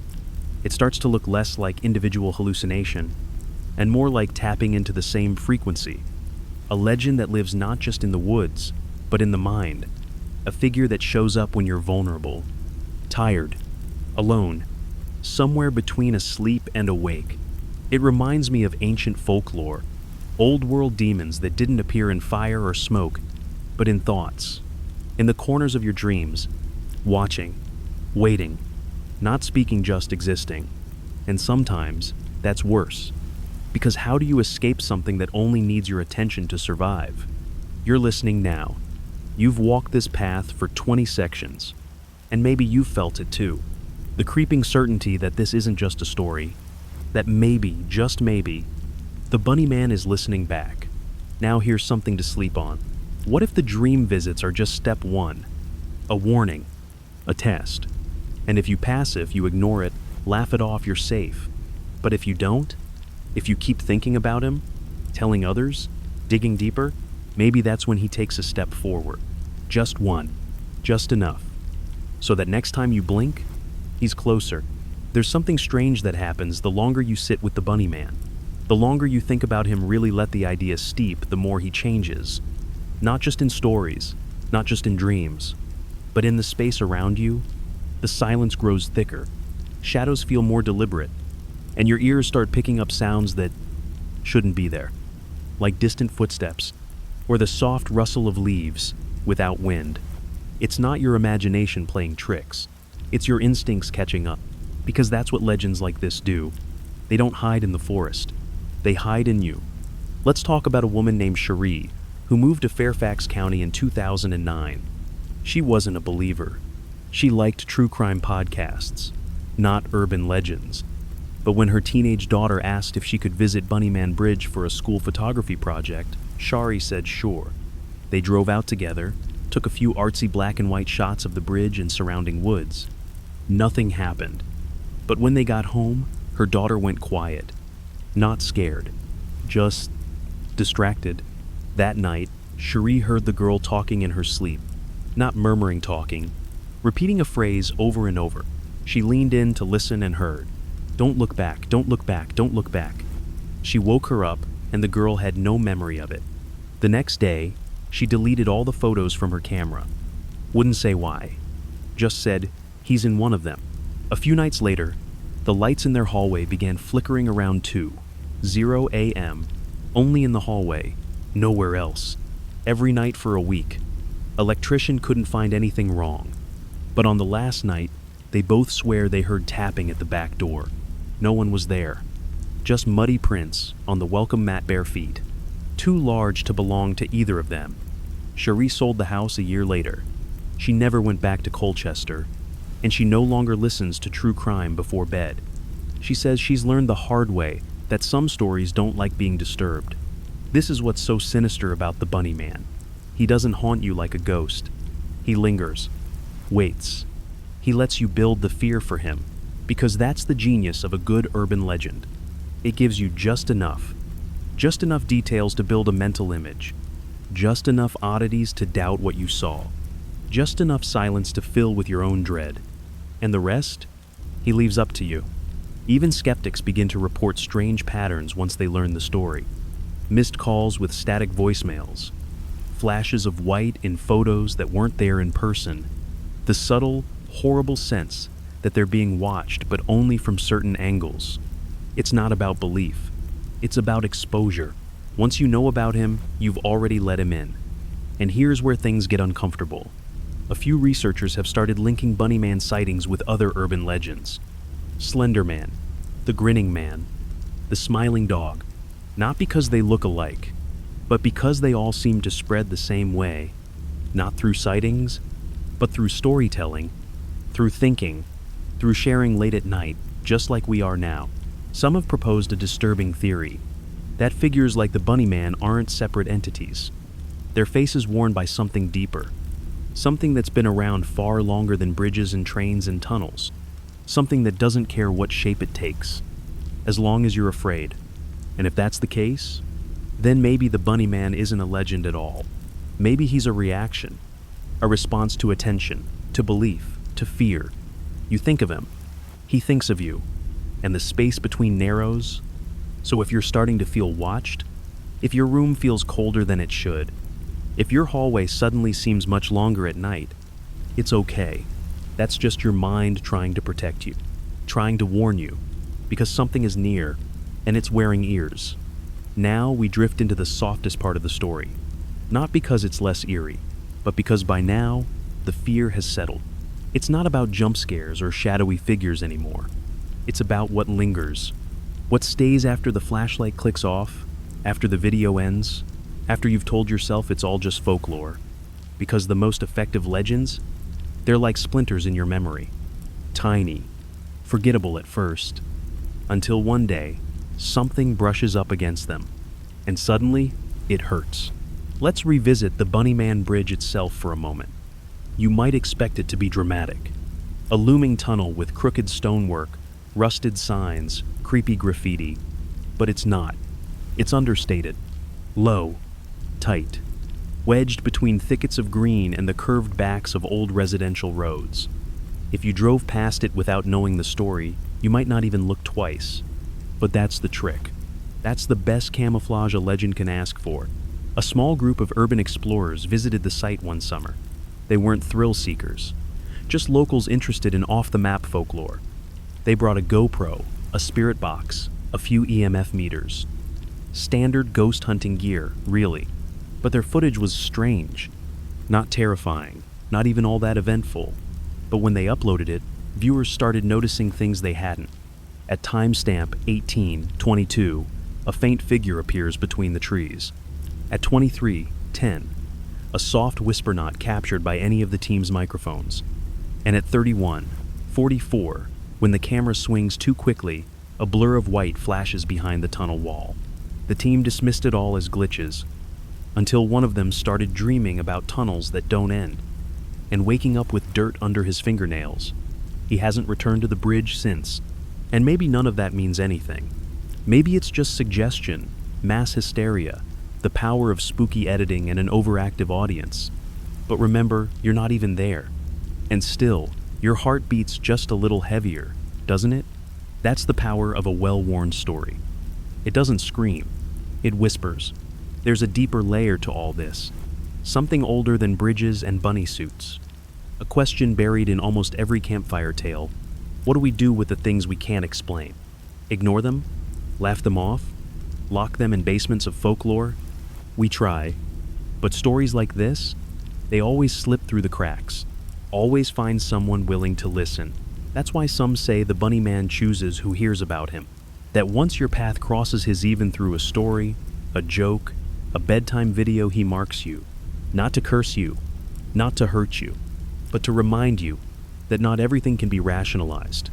Not every shadow is a tree, and not every quiet place is empty. There's a growing community online people who claim they've never seen him, but I feel like they've been close. They share odd moments, time skipping while walking near the woods, photos that don't match memory, a soft knock at the door when no one's there, and always, the phrase, "I never believed it, but now I wonder." Because belief? That's not a light switch. It's a slow leak, a quiet change in the air. And once the bunny man has slipped in, whether through your earbuds or your dreams or the words of a friend, he doesn't need you to believe fully. He just needs you to wonder. And wondering, that's how doors open. So maybe tonight, you'll sleep soundly. Or maybe you'll wake around 3:12 a.m. for no reason, and stare at the window for a bit longer than usual, and wonder why it feels like someone just stepped behind the tree line. And wonder why, when you blink, the feeling gets closer. Just a story, right? Just a whisper. Just a man in a bunny suit who never speaks, never chases, never leaves, until you stop listening. At this point, you're not just listening to a story anymore. You're carrying it. And that's the thing about urban legends, especially ones like this. They're portable. They nest in your memory like a forgotten photograph, then resurface when you least expect it. Late at night, on a foggy walk, when your car stalls beneath an overpass that feels too quiet. That's when you remember. Let's talk about something different now, the Bunny Man sightings that don't fit. Because while most versions place him near the infamous bridge in Virginia, there are outliers. Reports scattered across the US, even around the world. You'd think it's copycats, but the timing's off. Some sightings predate the 1970s, and others? Well, they come from people who had never even heard of the legend. Take, for instance, the 1968 report from outside Spokane, Washington. A park ranger found a series of rabbit carcasses hanging from low tree branches in an abandoned picnic area. Cleaned, skinned, arranged in a spiral pattern. No signs of predators, no campers reported in the area that week. The ranger also claimed he saw a tall figure in white darting into the brush. When asked for clarification, he said, "It looked like a man wearing the woods." Or the 1992 incident in South Carolina. A boy was playing near an old culvert with his dog. Came running home crying, claiming the Bunny Man scared Buster. The boy's father later found the dog sitting outside the culvert silent, trembling, and refusing to come home for hours. The boy had never been to Virginia, didn't watch scary movies, but when asked to describe what he saw, he said, "A man with long ears and red eyes, like a person who forgot how to smile." How does that happen? How do people with no connection to the original story describe the same figure? Maybe it's coincidence. Maybe it's fear finding the same face. Or maybe the Bunny Man isn't bound to location. Maybe he's tied to behavior, to places where cruelty went unnoticed, where stories were silenced, where secrets festered just below the surface. Maybe he shows up where he's needed. A few online threads have tried to create a bunny map. It's messy. Dots stretch from Alaska to New Zealand, but they all share a few characteristics. Rural outskirts, local legends with no confirmed origin, reports of tall, silent figures seen only from the corner of the eye, and more often than not, missing time. People lose hours, forget where they park, wake up at home with no memory of leaving the woods. One user posted a blurry image of a figure in a forest outside Oslo, Norway. It's grainy, but you can just make out the shape. Too tall, white, looming behind a birch tree. The poster didn't know about the Bunny Man, said they were just capturing the snowfall. It was the comments that named him. One by one, people said, "That's him, I've seen him too." And this is where the story gets both global and personal. Because maybe the Bunny Man isn't a man at all. Maybe he's a pattern, like frost forming the same way across different windows, or grief shaping similar ghosts across the world. We give him ears because that's what feels absurd. We call him the Bunny Man because we can't call him what he really is. Because there's no word for something that lives between stories. No name for what watches from the periphery of shared memory. Maybe that's why he wears a mask. To make it easier for us. To soften the truth. To give us a shape to fear instead of the formless thing behind it. Because the real horror, the real thing that sends a chill through your spine, it's not that a man in a bunny suit might be in the woods. It's that something is always there. And the costume? That's just for your comfort. So next time you see a story online from a place that seems too far away, and it ends with, "We don't talk about the tall one in white." Don't scroll past. Don't rationalize it. Just ask yourself, how did he get there? And, more importantly, where is he headed next? We're nearly at the end now. And here's where things get intimate. Because by now, you've probably asked yourself, why does this story feel different? It's not just the bridge, or the costume, or the eerie silence. It's that the Bunny Man legend doesn't chase you. It waits for you to come to it. And once you do, it's never quite done with you. There's a story that never made the newspapers. Too quiet, too strange, too off. A college student in Virginia, let's call him Marcus, decided to write a research paper on local folklore. Naturally, he picked Bunny Man Bridge, interviewed residents, visited the site, even combed through old police reports. He was thorological, even. treated it like any campus assignment, until his roommate noticed something weird. Marcus had started sleeping with his window open, even during winter. When asked why, he simply said, he needs a way in. His paper never got turned in. He dropped the class mid-semester, citing personal reasons. But what sticks with me isn't the story, it's the final page of his draft, posted anonymously online years later. The last line read, "You don't find the bunny man. You just realize he's been walking beside you the whole time." There's a quiet tragedy in this legend that most people miss. It's not about death. Not really. It's about being forgotten. The original man, whoever he was, vanished into rumor. The children who vanished in the woods, relegated to folklore. The missing time, the strange dreams, the old tunnels and warnings, they're all shoved aside by disbelief. And what's left? A man in a bunny suit with a hatchet. A joke. A punchline. But what if that's the point? What if hiding behind absurdity is how this thing survives? Because as long as you laugh, you don't look too closely. And as long as you don't look too closely, you'll never see the real shape of it. That's what makes the bunny man so enduring. He doesn't need to be credible. He doesn't need to be consistent. He just needs to feel possible. Possible enough that you slow down a little when driving through the woods. That you check your rearview mirror. That you feel just the tiniest sting of unease when you see a rabbit alone on a roadside. Because what if? What if? And that's how legends grow. Not through facts, but through echoes. Echoes of the girl who dreamed of tunnels. The boy who never came home. The man who watched from the trees and never blinked.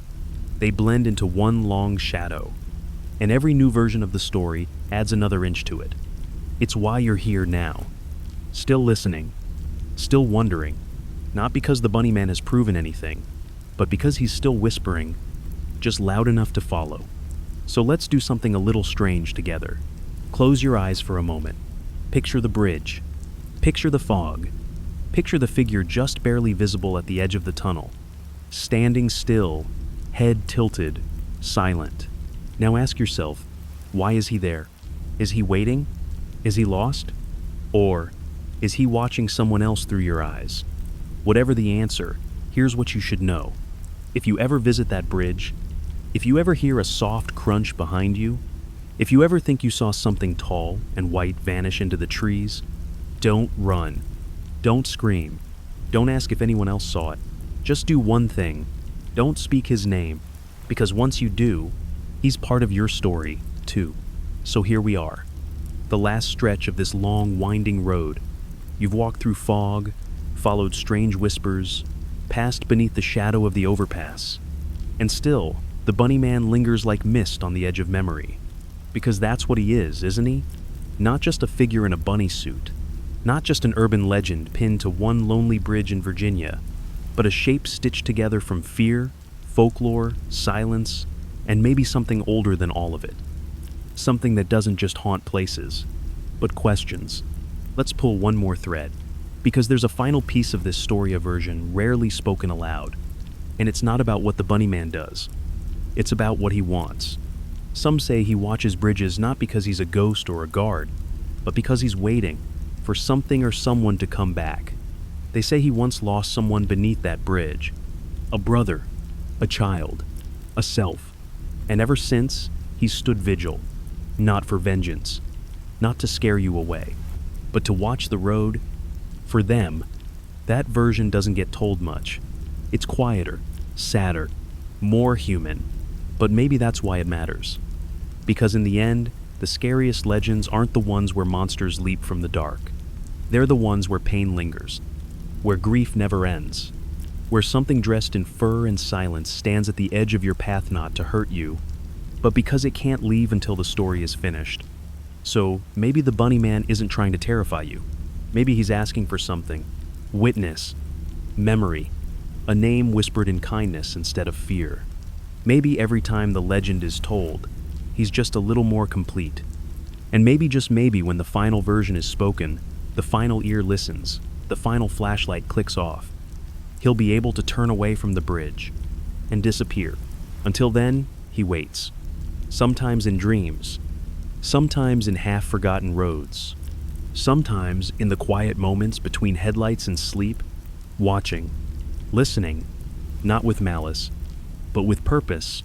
And now, because you've heard the story, you carry a piece of it. Maybe you'll forget tomorrow.